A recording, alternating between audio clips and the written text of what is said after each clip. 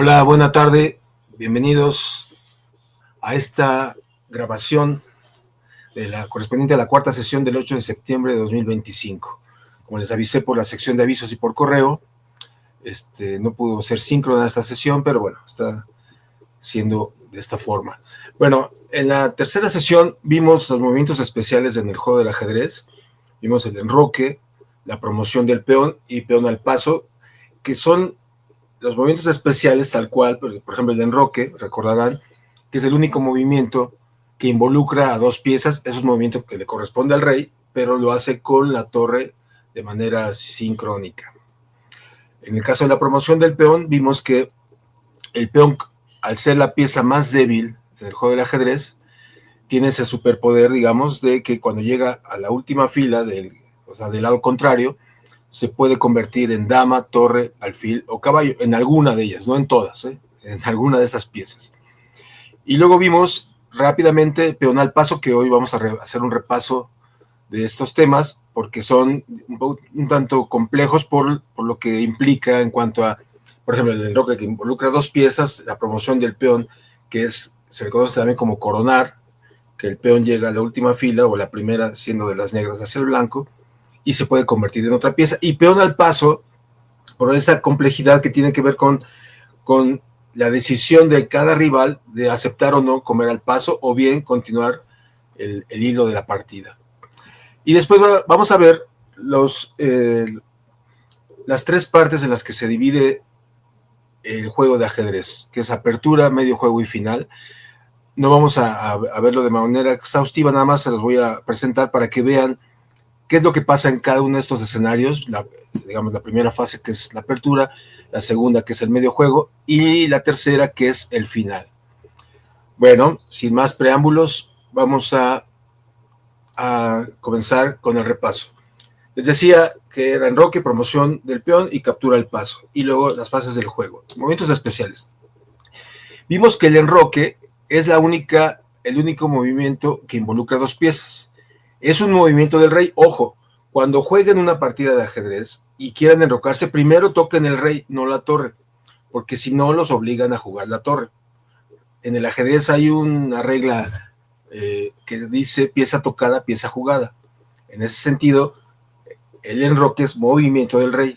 Y quedamos que el rey se puede mover hacia un sentido u otro, dos casillas hacia el lado corto o lado del rey, y la torre pasa a su lado, así, o dos casillas hacia el lado de la dama y la torre pasa a su lado. Digamos que se invierten, ¿ok? Es un movimiento de seguridad del rey. ¿Por qué?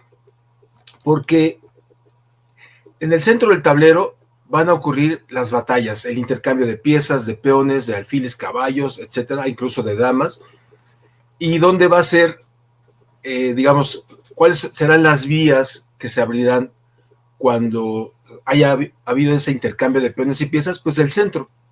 El centro es donde se van a dirimir las batallas, digamos, la mayoría de las batallas. Eventualmente puede ocurrir en el flanco de dama o en el flanco de rey, pero 85-90% va a ocurrir en el centro del tablero. Por eso el rey, si mantenemos al rey en el centro y no lo enrocamos, va a ser vulnerable. He ahí la importancia del enroque, que es un movimiento de seguridad para el rey. Puede hacerse del lado corto, del lado del rey, o del lado largo, o del lado de la dama. ¿Ok? Dos casillas y la torre lo brinca. Dos casillas y la torre lo brinca en el lado de la dama. Ok. Promoción del peón. Ya sabemos que el peón es la única pieza que no retrocede. Avanza una o dos casillas de su posición inicial y come en diagonal. Ahí como está ilustrado. Avanza de frente, come en diagonal. Ya una vez que inicia la partida, bueno, recuerden que iniciando la partida tenemos 8 peones el blanco, 8 peones el negro, y el peón puede moverse una o dos casillas, eso lo decide cada quien, la primera vez, y después ya va a ser una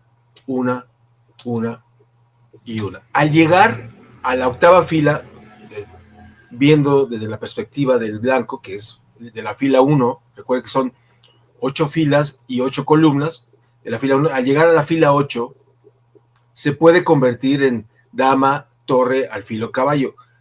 normalmente se corona dama porque es la pieza más poderosa del juego. Solamente, pero a veces en ciertas partidas, ciertas circunstancias, se puede coronar en caballo, entrando con jaque, coronar alfil, coronar torre. Pero bueno, ese es el superpoder del peón. ¿Ok? Ahora veamos peón al paso. Vimos que ocurre cuando un peón rival está en la quinta fila y los peones que van a hacer ese movimiento están en su posición inicial. Y hay un peón o varios peones del rival en la quinta fila, o en la quinta para él, o en la cuarta respecto de las blancas. Y se mueve un peón y pasa por la zona, este peón que se movió, pasa por la zona donde la pieza negra lo puede comer. Y la pieza decide o no, o sea, las negras deciden si comen o no. Creo que voy a ilustrar esto mejor con Lichess. En un segundo, porque con el esquema es ahí vamos a Lichess. Ahí está. Bueno,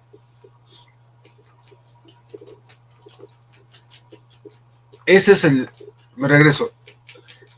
El peón está en la quinta fila y la pieza negra, el peón negro, se mueve 2 casillas y pasa por la zona de influjo, la zona de ataque de la pieza rival. En este caso, esto ocurre entre peones, ojo, no ocurre entre alfiles, caballos, entre peones. Y se llama captura al paso o peón al paso. Entonces las blancas deciden si comen o no. Es opcional, no es obligatorio. Entonces el blanco dice, me lo como, al paso.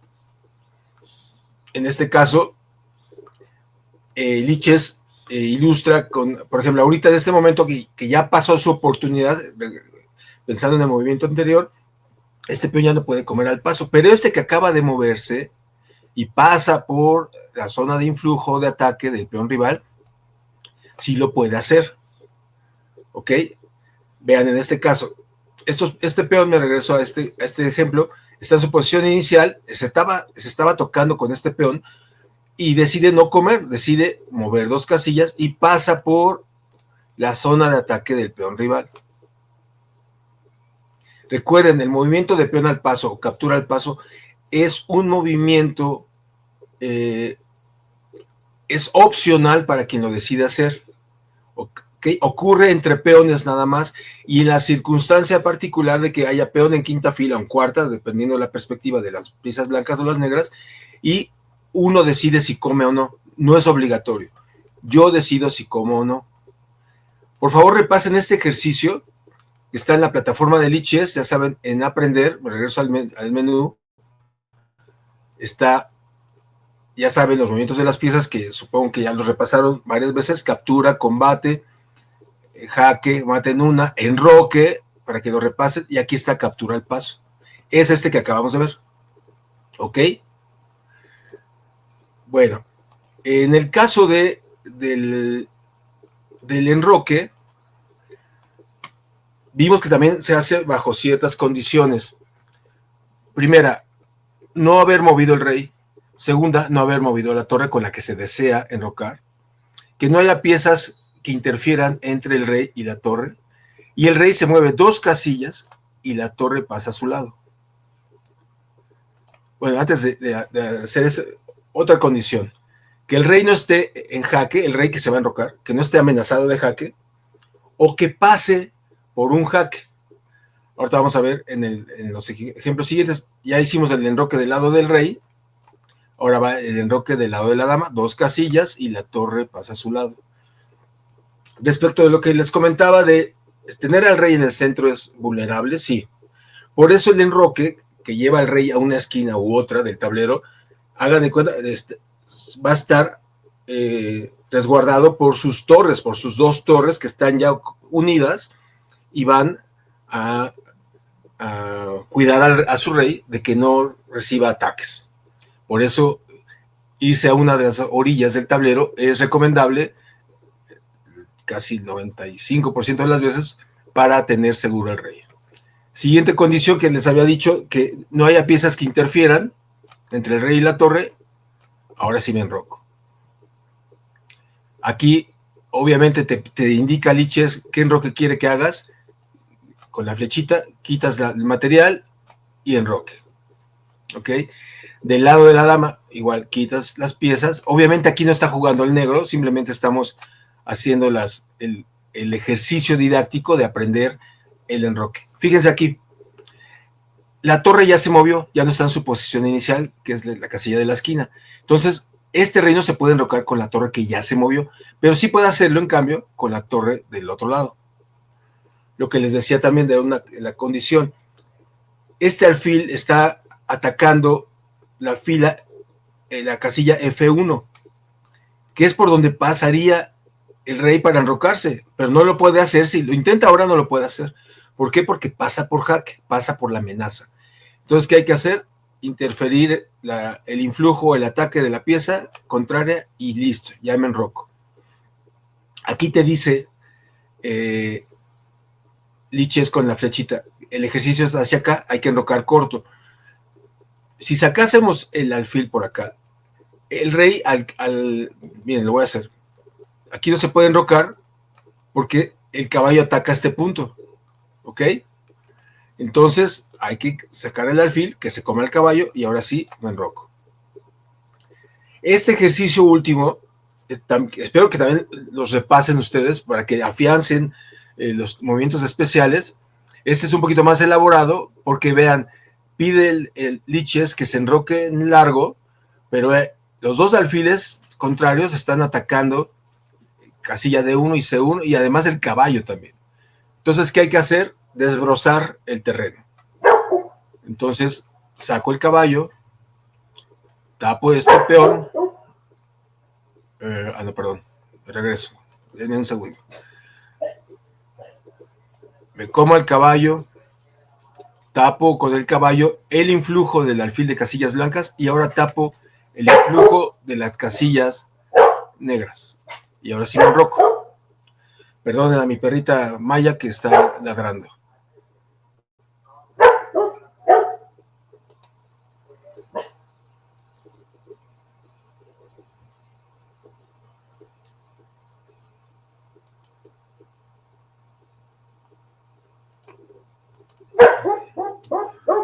Bueno, ahora vamos a ver las fases del juego.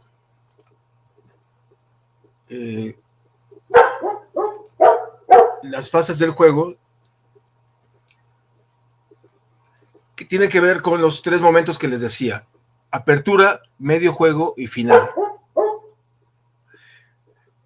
La apertura son las primeras 10, 12 jugadas en las que va ocurriendo el desarrollo de las piezas de los peones centrales, de alfiles y caballos.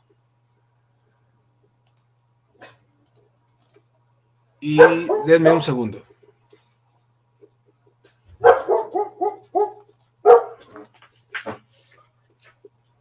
¿Puedes callarla, Maya? Estoy grabando.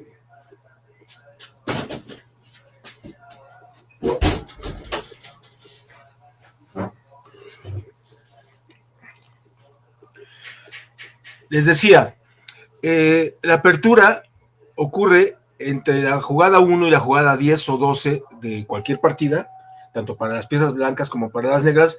Es el momento en el que promovemos los peones centrales, desarrollamos alfiles y caballos y enrocamos a nuestro rey, ya sea del lado corto, del lado del rey, o del lado largo, del lado de la dama. Una vez que se completa ese desarrollo de peones centrales, alfiles, caballos y enroque, concluye. A veces puede tardar más, dependiendo si tenemos movimientos de peones laterales, si movemos más de una pieza, una, dos veces o tres veces en el inicio sin desarrollar las demás piezas, en fin. Pero aproximadamente de la jugada 1 a la jugada 12, 14, concluye la apertura. ¿Qué pasa en el momento del medio juego?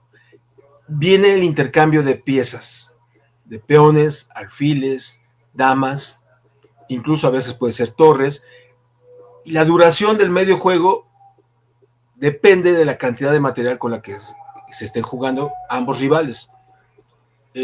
Puede ser que un medio juego pueda ser extensísimo y dure de la jugada 15, por decirlo, a la jugada 45, o más porque no se han intercambiado piezas, o bien se resuelva, se intercambien piezas muy rápido y se pase directamente al final. En el final, evidentemente, ya no tenemos material o hay poco material sobre el tablero de ambos rivales. Ahorita les voy a ilustrar cómo es una situación así. Por ejemplo, aquí estamos haciendo una partida X. Yo estoy jugando ambas piezas, ambos colores, perdón, ambos bandos. Me enroco. Se enroca. Saco mi alfil, saca su alfil. En este momento, la jugada 7, digamos que en este caso que estoy ejemplificando, ocurrió ya, se acabó, la apertura. ¿Qué es lo que sigue a partir de este momento? Que cada rival va construyendo un plan de ataque, cómo le va a ganar. Recuerden que el objetivo de las blancas es ganarle a las negras y de las negras es ganarle a las blancas. Y eso ocurre articuladamente y dependiendo de cada estilo de juego, de cada preparación de los jugadores, en el que para llegar a ese objetivo, pues van trazando la ruta de qué hay que hacer. Voy a cambiarle los alfiles, le voy a quitar a sus caballos, le voy a sacrificar 2 peones por mi alfil, en fin. En este momento, digamos, inician propiamente ya en el medio juego las hostilidades entre ambos bandos, en las que cada uno de ellos, con su plan ordenado o caótico, como sea, va a tratar de mellar al rival, ganar material, ganar espacio, ganar dinamismo, amenazar al rey, darle mate al rey rival, etcétera. Entonces, eso más o menos es lo que pasa en una partida normal. Aquí ya estamos ilustrando que estamos en el medio juego, bueno, que va a empezar el medio juego, ¿no? Pero ahora, les voy a ejemplificar con un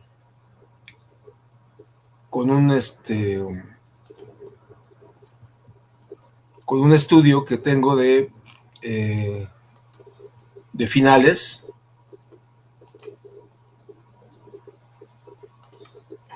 Bueno, no, no. Mejor vamos a ver el de estructura de peones. Fíjense, por ejemplo, en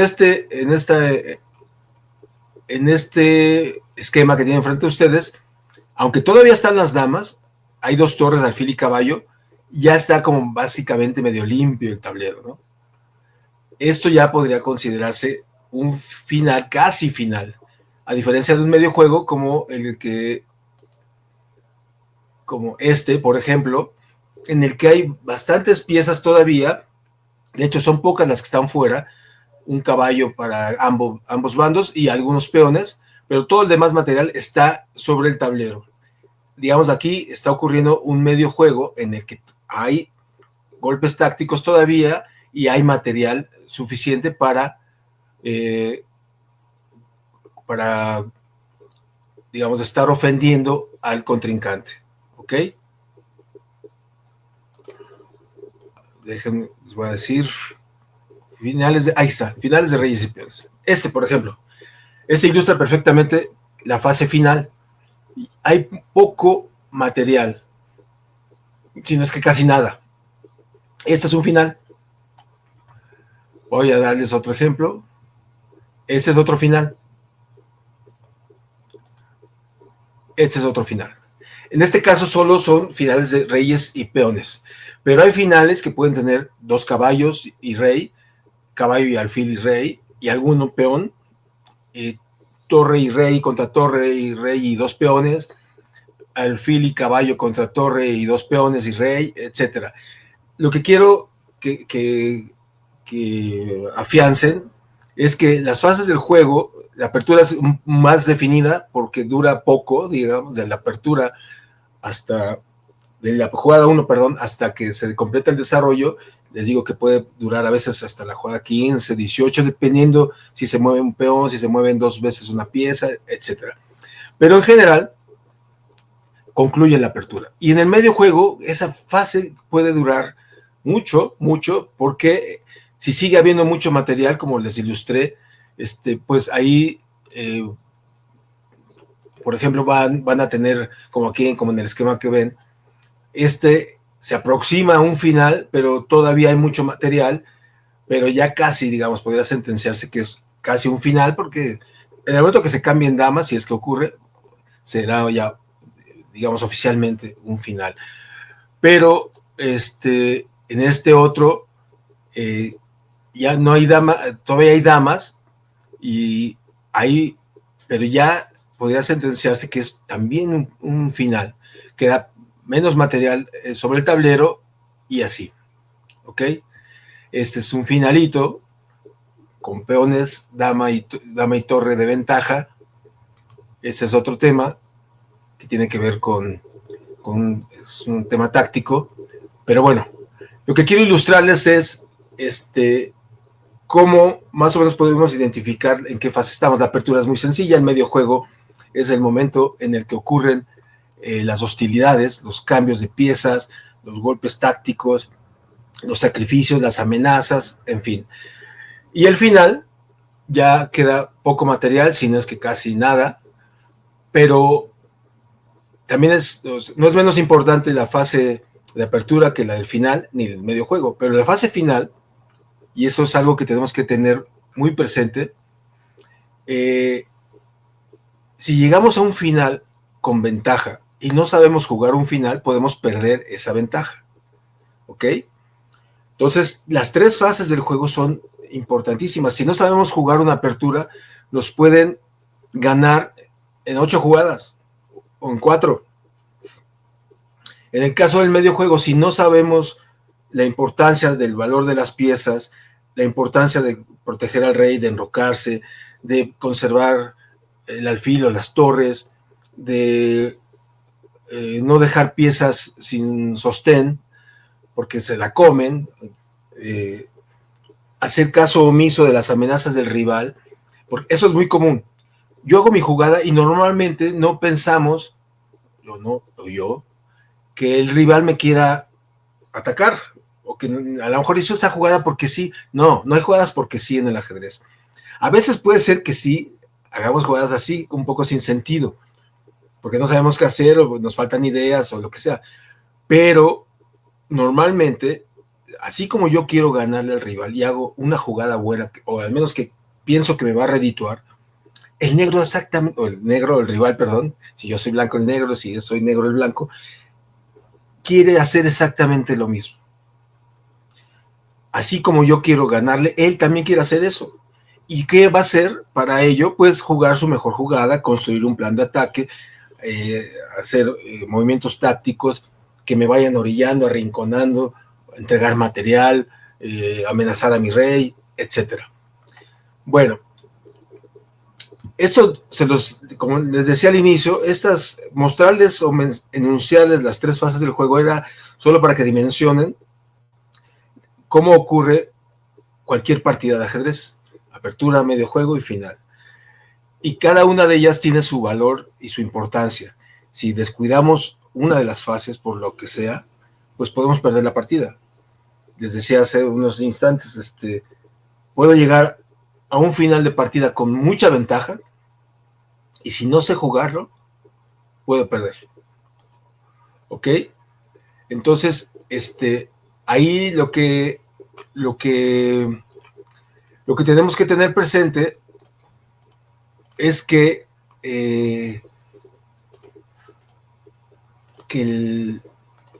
todas las piezas juegan, y en todo momento, y obviamente, y eso ya lo veremos con ejemplos claros.